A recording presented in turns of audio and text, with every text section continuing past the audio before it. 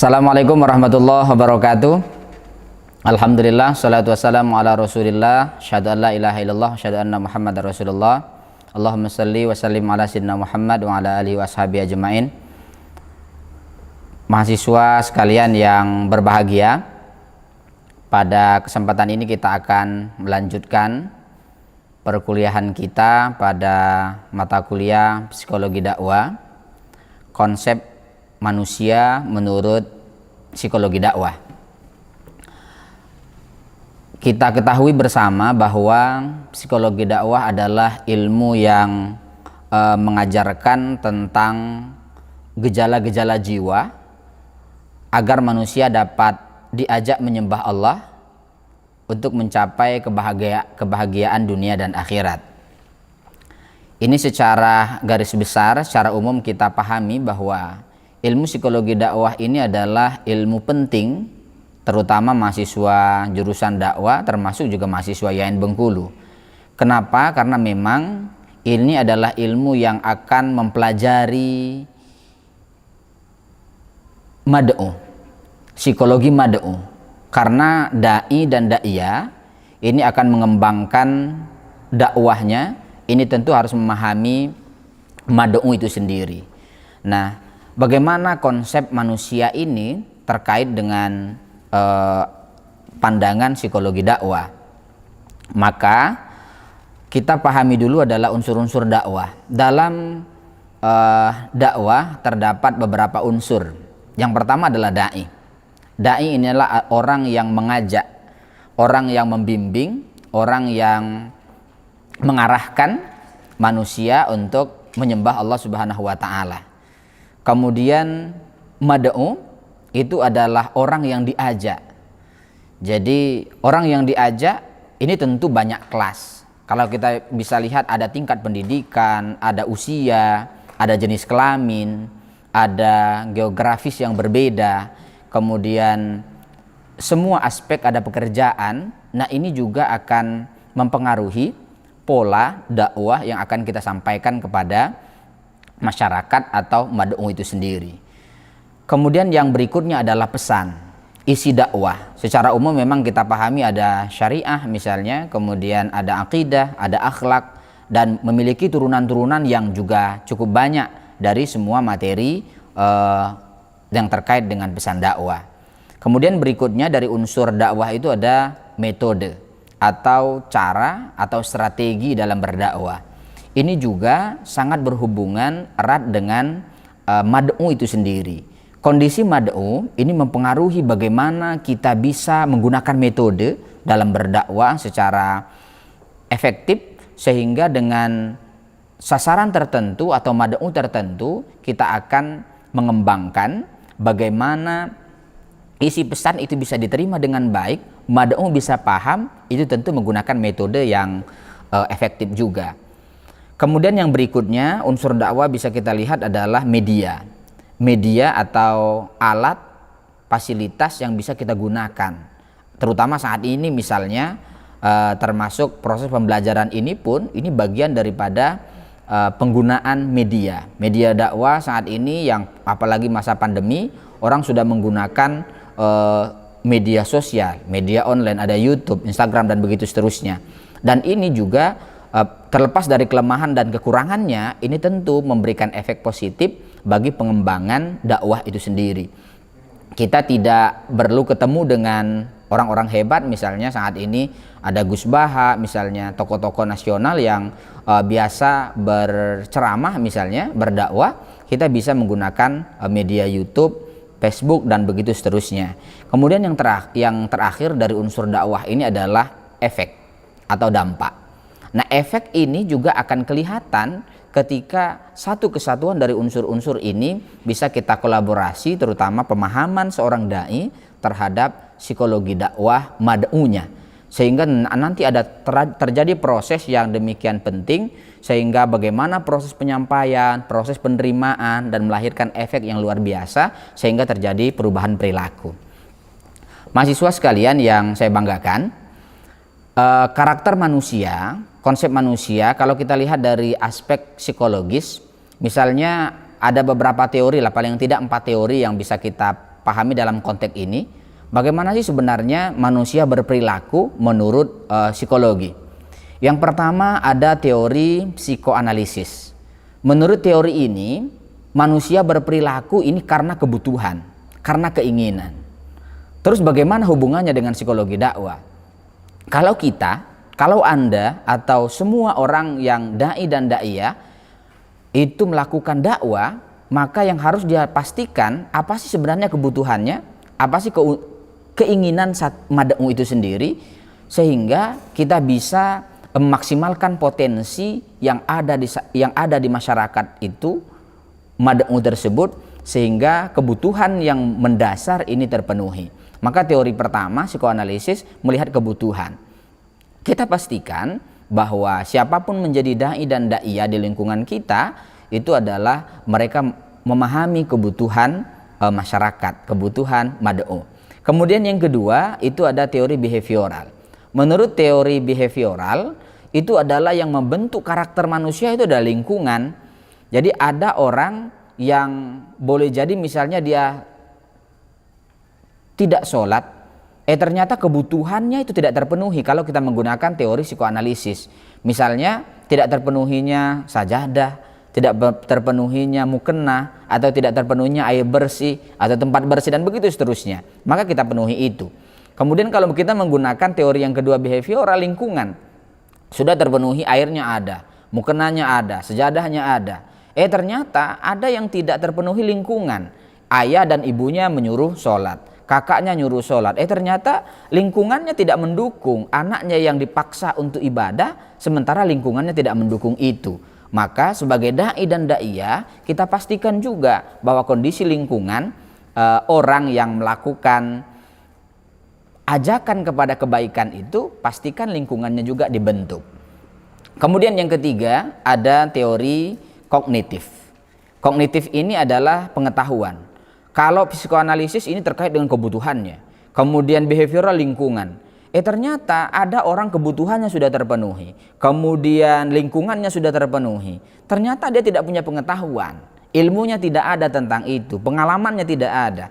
Disuruh sholat, disuruh baca Al-Quran, ternyata ilmunya tidak ada. Maka sebagai dai dan daiyah harus mengembangkan, memberi isi pesan kepada mad'u itu terkait dengan ilmu pengetahuan, terkait apa yang akan kita ubah. Kemudian yang terakhir dari teori psikologi ini itu adalah teori humanistik. Menganggap manusia itu adalah makhluk positif. Sehingga seburuk apapun manusia dalam konsep ini, dia adalah makhluk positif. Kalau bahasa agama misalnya fujuruha wa taqwaha, walaupun ada potensi fujur, tapi potensi takwa itu lebih besar. Sehingga apa yang harus kita lakukan? Menurut konsep ini, manusia berperilaku itu karena dimanusiakan. Rasulullah berhasil melakukan dakwah itu melalui proses kemanusiaan. Bagaimana orang miskin diangkat, bagaimana budak dimerdekakan, dan begitu seterusnya. Nah, proses memanusiakan manusia ini adalah proses penting dalam psikologi, sehingga siapapun yang melakukan dakwah harus memahami konsep kemanusiaan. Manusia akan saling pahami satu sama lain. Manusia mau dihargai, mau dihormati, mau disayangi. Sebaliknya, manusia tidak mau dibenci, manusia tidak mau marah, dan begitu seterusnya. Kenapa demikian? Karena memang konsep kemanusiaan berdasarkan teori humanistik ini makhluk positif, sehingga dia ingin dimanusiakan, dipositifkan. Nah, kalaulah empat teori ini, saya kira konsep dasar manusia bisa kita kembangkan dalam pengembangan teori psikologi dakwah. Saudara dan saudari sekalian yang saya banggakan, bagaimana konsep manusia menurut Al-Quran? Karena ini kita bicara psikologi dakwah, tentu kita bicara juga bagaimana Al-Quran melihat manusia. Yang pertama, istilah dalam Al-Quran itu menggunakan kata-kata al-bashar. Dalam Al-Quran dijelaskan sebanyak 36 kali, yang tersebar dalam 26 surat. Apa maksudnya? Al-bashar ini bermakna manusia itu adalah makhluk biologis. Makhluk biologis, ada muka, ada kepala, ada seluruh anggota badan. Jadi seluruh anggota badan kita ini mencerminkan bagaimana aspek yang harus kita pahami. Jadi ternyata dalam psikologi Al-Quran sudah memberikan sinyal bentuk wajah, bentuk tubuh ini akan memiliki aspek psikologis yang harus kita pahami. Biologi, makanan seseorang itu akan mempengaruhi perilaku seseorang. Kemudian tadi lingkungan mempengaruhi, pengalaman mempengaruhi, kemanusiaan juga mempengaruhi. Nah, ini aspek biologis. Dalam bahasa agama, bahasa Al-Quran itu al-bashar. Itu dijelaskan sebanyak 36 kali. Kemudian yang berikutnya itu ada kata-kata al-insan. Al-insan itu 73 kali dalam Al-Quran. Kemudian al-uns itu 65 kali yang dinyatakan dalam Al-Quran. Secara umum maknanya adalah manusia itu harmonis, lemah lembut, tampak, kelihatan, dan yang berikutnya adalah pelupa. Dengan kata lain, kata-kata al-ins, kemudian al-uns itu makhluk biologis. Manusia adalah makhluk psikologis. Jadi makhluk psikologis itu butuh humor, butuh seni, butuh kasih sayang. Ini adalah makhluk psikologis. Jadi yang kedua ini adalah al-insan, itu makhluk psikologis. Kalau tadi al-bashar makhluk biologis, kemudian al-insan itu ada, atau al-uns itu makhluk psikologis. Kemudian yang ketiga itu ada an-nas, 241 kali dijelaskan dalam Al-Quran. Apa maknanya? Itu adalah makhluk sosiologis. Jadi tidak ada manusia yang tidak butuh orang lain. Bohong kalau ada orang yang berkata dia yang paling hebat, dia yang berkuasa, dia semuanya bisa. Karena dia butuh orang lain. Maka dalam Al-Quran disebut an-nas. Jadi kata-kata an-nas, al-bashar, al-ins ini mencerminkan makhluk sosiologis, makhluk biologis, dan makhluk psikologis. Kemudian ada kata-kata yang juga sering kita dengar dalam Al-Quran itu Bani Adam. Ini merupakan totalitas. Jadi totalitas 3 unsur-unsur itu ada dalam kebutuhan manusia. Nah, hubungannya dengan kita sebagai da'i dan da'iyah misalnya dalam mengembangkan psikologi dakwah, kita pastikan juga bahwa memang unsur-unsur ini harus kita pahami. Karena manusia diciptakan ada sebagai makhluk biologis, perhatikan kebutuhan-kebutuhan biologisnya, lingkungan biologisnya, pengetahuan terkait dengan biologisnya, bagaimana kita mempersonifikasikan kehidupan sosialnya, bagaimana kita mengorangkan mereka, bahasa lainnya saya kira begitu. Kemudian juga al-uns atau al-ins, al-insan misalnya, itu adalah makhluk psikologis. Dia butuh kasih sayang, dia butuh dihargai. Kenapa saat ini misalnya ada tren kebutuhan terhadap dakwah yang menyejukkan, kebutuhan terhadap dakwah yang humoris misalnya, karena memang orang itu butuh, tidak lagi caci maki, saling sudut menyudutkan misalnya, karena memang itu adalah esensi dari konsep manusia. Maka ketika konsep dasar manusia ini kita pahami, maka akan muncul rasa saling menghargai, toleransi, dan begitu seterusnya. Kalau bahasa Kementerian Agama disebut dengan moderasi beragama atau Islam moderat dan seterusnya. Nah, konsep-konsep seperti ini penting kita kembangkan dalam memahami psikologi dakwah. Nah, yang berikutnya, tugas dan fungsi manusia. Manusia itu ada 2 peranan. Yang pertama adalah Abdullah. Dalam Al-Quran disebutkan wa ma khalaqtul jinna wal ins illa liya'budun, sebagai hamba. Kalau hamba berarti tugasnya adalah taat. Bagaimana seorang majikan ditaati oleh pembantunya. Kita pembantu Allah, kita hamba Allah, ya sudah taat tugasnya. Jadi ketaatan. Tapi ternyata tidak cukup dengan taat, saudara dan saudari sekalian. Kita ada tugas khalifah. Khalifah itu adalah pengganti, wakil, bahkan pemimpin. Jadi dimanapun kita berada, berarti kita ini pada posisinya sebagai da'i dan da'iyah, minimal untuk diri kita dan keluarga. Nah, kalau begitu berarti kita memastikan bahwa konsep kemanusiaan, memanusiakan manusia ini penting bagi kita untuk kita kembangkan dalam kehidupan bermasyarakat, kehidupan berbangsa dan bernegara. Saudara dan saudari, nah, terkait dengan peran manusia tadi atau tugas manusia sebagai hamba dan khalifah, disinilah perannya harus seimbang. Tidak semua melulu menjadi Abdullah sebagai hamba terus akhirnya ibadah terus misalnya, ya kan? Tidak juga. Kemudian kalau memimpin terus akhirnya ini berkuasa duniawi juga tidak. Ini keseimbangan bagaimana kita memformulasikan antara sebagai hamba dan sebagai khalifah. Nah, pengembangan ini karena memang manusia itu terdiri dari jasad, ruh dan nafsu. Nafsu dibagi menjadi 3, nanti ada lawamah, amarah, dan mutmainnah. Yang paling tinggi adalah mutmainnah, ya kan? Nafsiyah juga dibagi nafsu, akal, dan hati. Tentu yang paling tinggi juga hati. Maka orang yang berkehidupan menggunakan hati biasanya selalu menggunakan kata istilahnya hati-hati. Nah, berbeda dengan akal. Akal itu ada kemungkinan akal-akalan, misalnya nafsu apalagi. Nah, oleh karena itu potensi kemanusiaan ini tinggi untuk kita kembangkan. Karena memang inilah yang menjadi konsep Rasulullah mengembangkan dakwah sehingga berhasil diterima oleh masyarakat, oleh mad'unya. Apa yang dia lakukan? Paling tidak dalam surah Al-Imran 159, itu silakan saudara dan saudari buka di rumah. Itu ada beberapa tahapan. Yang pertama, fabima rahmati minallah.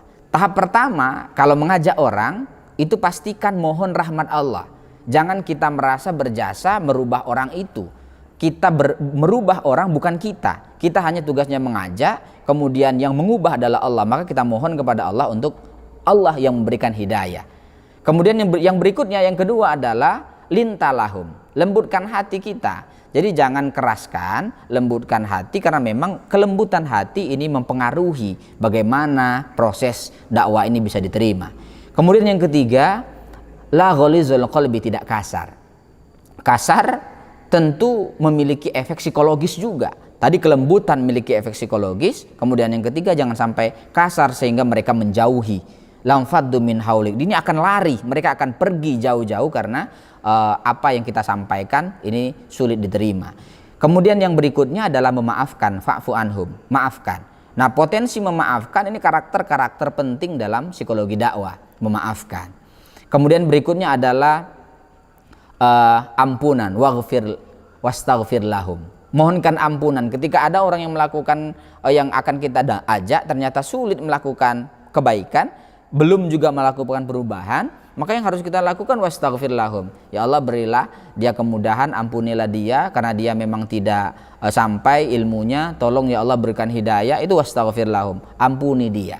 Ini saya kira ini karakter-karakter penting dari seorang dai dalam rangka berdakwah kepada masyarakat. Kemudian yang keenam itu adalah wasyawirhum, berdialog, berdiskusi kepada orang tersebut, dai atau ini mad'u tersebut. Kenapa? Karena dialog, musyawarah, wasyawirhum ini penting untuk proses internalisasi. Bagaimana ada simpati di situ, ada sensasi sehingga terjadi proses, sehingga membentuklah kepribadian. Kemudian yang ketujuh, azamta, hendaknya istiqomah. Istiqomah penting yang kita lakukan. Kalau tahapan tadi nomor 1, mohon kepada Allah, lembutkan hati, tidak kasar, memaafkan, kemudian mohon ampunan, kemudian dialog, azamta, hendaknya istiqomah, terus menerus lakukan itu. Maka itu yang dilakukan oleh Rasulullah, sehingga keberhasilan dakwah karena Rasul paham betul psikologi mad'unya, paham betul ini psikologi yang diajak untuk melakukan kebaikan itu. Kemudian yang terakhir, kalaulah 7 tahapan ini tidak bisa kita lakukan, belum juga berhasil, patawakal 'alallah. Serahkan kepada Allah, tidak perlu kecewa, karena apa yang sudah kita lakukan itu bagian daripada ibadah, sehingga apapun yang kita lakukan itu tidak perlu kecewa, walaupun ternyata hasilnya tidak maksimal. Orang itu tetap tidak berubah misalnya, tetapi yang kita lakukan adalah tawakal 'alallah. Rasul tidak bisa mengubah pamannya. Banyak yang belum juga bisa diubah, tetapi apa yang dia lakukan adalah memang dalam proses dakwah, ud'u ila sabili rabbik, ya kan? Jadi perintah dakwah sudah kita lakukan, ternyata prosesnya sudah kita lakukan, hasilnya belum maksimal, itu adalah hal yang biasa dan tidak perlu kecewa, karena memang kita bukan pemberi hidayah. Innaka la tahdi man tasya. Engkau bukan pemberi hidayah itu adalah Allah Subhanahu wa taala. Saudara dan saudari sekalian, saya kira ini yang dapat saya sampaikan pada kesempatan kali ini. Tetapi secara umum, bagaimana kita bisa memaknai bahwa konsep kemanusiaan, konsep manusia menurut psikologi dakwah, bagaimana kita bisa melihat kebutuhannya, bagaimana kita bisa melihat lingkungannya, bagaimana kita bisa melihat pengetahuannya, termasuk juga bagaimana kita memanusiakan mereka, sehingga dengan ini secara keseluruhan kita akan memenuhi kebutuhan biologisnya, psikologisnya, sosiologisnya, dan mudah-mudahan dengan metode yang tepat kita dapat mengembangkan dakwah secara maksimal, secara baik, sehingga mendapat simpati para mad'u dan orang bisa berubah perilakunya karena dakwah yang kita sampaikan. Terima kasih. Ini saya kira pertemuan kita kali ini akan kita lanjutkan pada kesempatan berikutnya. Assalamualaikum warahmatullahi wabarakatuh.